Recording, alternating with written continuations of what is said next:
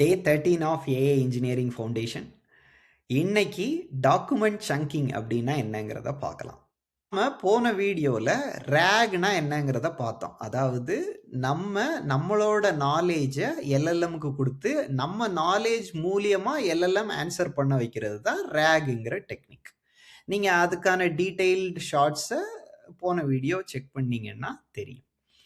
இப்போ நம்மளோட நாலேஜை எல்எல்எம்கிட்ட கொடுக்கறது அப்படிங்கிறது ஈஸி தான். இப்போ உங்ககிட்ட இருக்கிற பிடிஎஃபோ ஒரு டாக்குமெண்ட்டோ இருக்குது, அதில் தான் நாலேஜ் ஸ்டோர் பண்ணி வச்சுருக்கீங்க.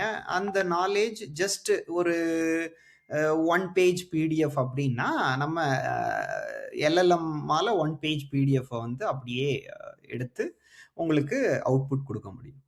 பட் உங்களோட கோட் பேஸோ உங்களோட டாக்குமெண்ட்டோ ஒரு ஃபார் எக்ஸாம்பிள் ஒரு 500 பேஜ் புக்கோட நாலேஜில் இருந்து எல்எல்எம் ஆன்சர் பண்ணணும் அப்படின்னா நீங்கள் 500 பேஜ் புக்கை அப்படியே எல்எல்எம்கிட்ட நீங்கள் கொடுத்து கொஸ்டின் அண்ட் ஆன்சர் கேட்க முடியாது. 2 விஷயம் ப்ராப்ளம் ஆகும். ஒன்று காஸ்ட். நீங்கள் 500 பேஜையும் அப்படியே எல்எல்எம்கிட்ட கொடுத்து ஒவ்வொரு யூசர் கேள்விக்கும் வந்து 500 பேஜையும் ரெஃபர் பண்ணுறதுக்கு ரியல் டைமில் கொடுத்தீங்க அப்படின்னா காஸ்ட், டோக்கனுக்கான காஸ்ட் ரொம்பவே எக்ஸ்பென்சிவாக இருக்கும். 2வது விஷயம் ஸ்லோனஸ். ஒவ்வொரு திருப்பும் 500 பேஜ் அது கோ த்ரூ பண்ணணும் அப்படிங்கிறது ரொம்ப ஸ்லோவாக இருக்கும்.